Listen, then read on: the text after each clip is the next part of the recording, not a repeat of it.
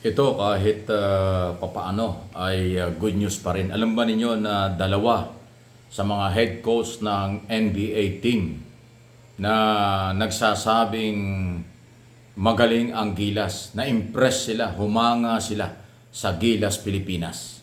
Ang nag-comment po nito, una ay si Spo, yun hong coach, Filipino-American coach ng Miami, na ngayon ay assistant coach ng US team sa FIBA. At ang isa ay ito talagang marami na rin champion na pinatunayan sa NBA at first time lang magpunta ng Pilipinas, si Steve Kerr. Si Coach Kerr ng Golden State Warrior at head coach ng US team na ngayon ay papasok na sa semifinal sa FIBA, ang nagsabing talagang humanga siya, na-impress siya sa galaw at alam sa basketball ng Pilipino, especially ang Gilas Pilipinas. Just imagine, ganun pong kataas ang kanilang pagtingin. Isa lang po ang comment nila at noong ko pa sinabi at yan ay nangyari, yan nga ang kanilang assessment. Kulang sa paghahanda. Kulang sa paghahanda ang Gilas Pilipinas at ang Pilipino sa basketball. Yung potential, yung galing, yung mararating malayo kung mahaba lang ang paghahanda. Kasi di ba nung ko pa nga sinabi na saka naman nakakita ng team na lalaban sa international dahil FIBA ito. 1 week before saka dumating si Jordan Clarkson. Anong paghahanda, di kulang na kulang. Although maganda ang ginawa niya. Pagkatapos 2 or 3 days before yung opening noong August 25 ng FIBA, saka lang po nag-announce ng Magic 12. Paano, saan tayo pupulutin, di ba? Tama yung sinabi ni Coach Spo at saka ni Coach Kerr.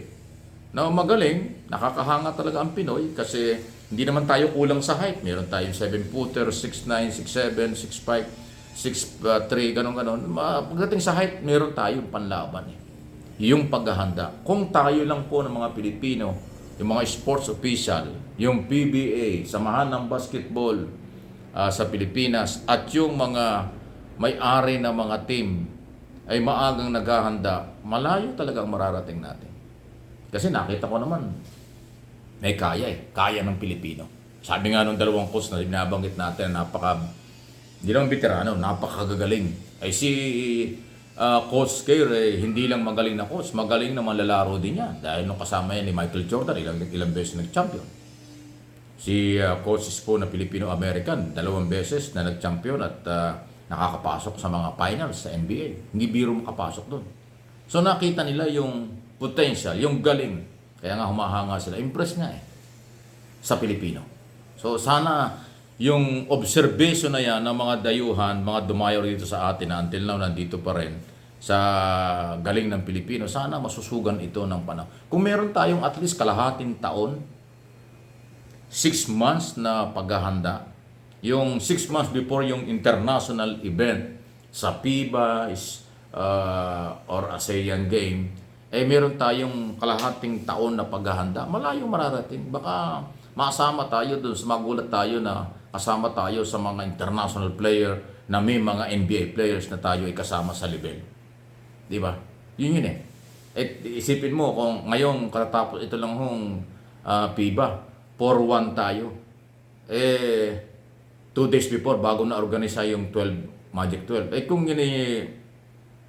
nakaabot mo lang ng 3 months na nakapaghanda sila sa matinding training, chemistry at lahat, baka kung hindi tayo 4-1, baka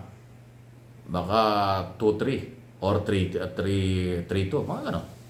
Na yun po yung sinasabi natin. So yung sinasabi ng dalawang coach na ito na kilala sa NBA, atin pong panghawakan na yan. Mga sports official, mga nag-handle ng ating Gilas Pilipinas o anumang manlalarong panlaban natin sa international, panghawakan natin, matuto na tayo. Talaga namang yun ang kulang natin Sa totoo lang, may pera kayo na ginagamit dyan. Meron tayong mga player na nakahanda naman. Maraming pwedeng hugutin ng mga players hindi lang sa PBA, maraming liga sa Pilipinas na pwedeng hugutin sila.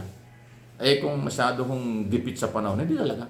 Chemistry, bonding, training, Disiplina, yan po yung mahalaga. Ay kung yung mga NBA team, ilang taon na sila?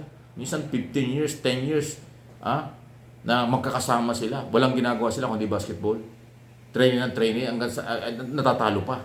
Di ba? Dahil isa lang naman na nagcha-champion.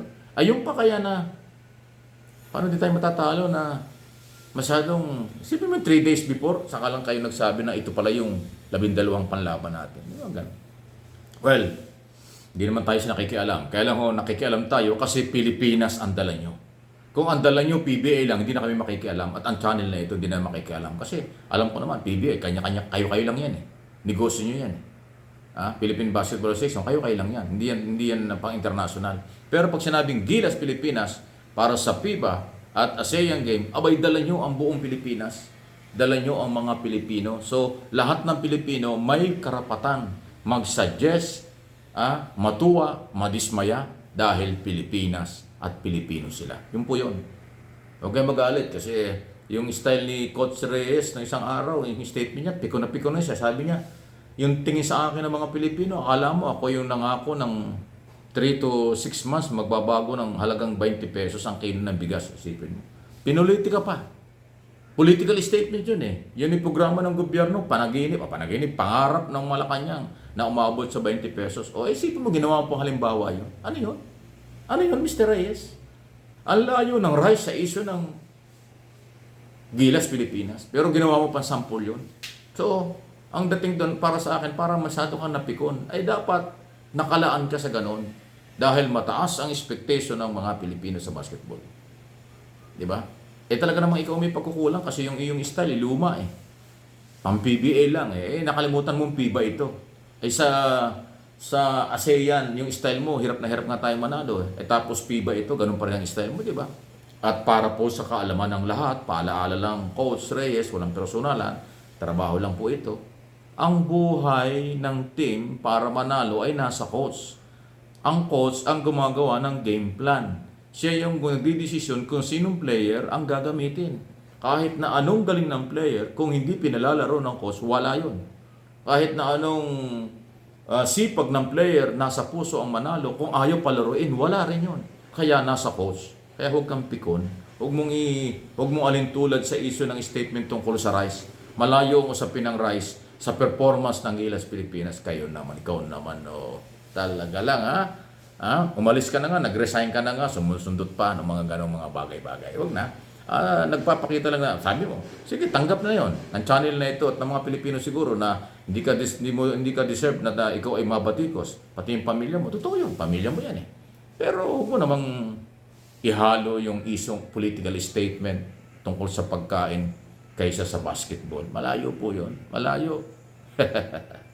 Statement ng pikon lang yan.